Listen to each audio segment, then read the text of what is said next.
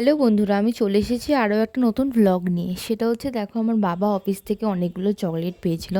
তো এই চকলেটগুলো দিয়ে কি করব বুঝতে পারছিলাম না, তাই জন্য ঠিক করলাম পাউরুটিও ঘরে ছিল, তো সুন্দর করে পাউরুটি দিয়ে একটা কেক বানাই।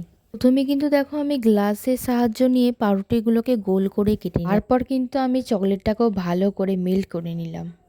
হ্যাঁ, প্রথমেই কিন্তু আমি একটু চকলেট দিয়ে দিয়েছিলাম প্লেটের ওপরে, তারপরে পাউরুটিটা বসিয়ে চিনির জলটা দিলাম। তারপর তো যে চকলেটটা বানিয়েছি কিন্তু ওপর থেকে ওই চকলেটটা আবার দিয়ে দিয়েছিলাম।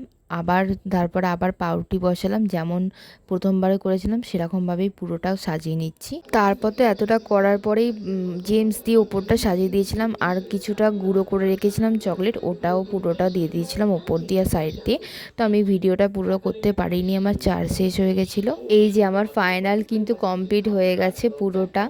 দেখো তোমরা কেমন লাগছে কমেন্ট করে আমাকে জানিও। আমি জানি না, এখনও পর্যন্ত খাইনি টেস্টটা কেমন হবে, তবে বোন আসুক একসাথেই খাবো।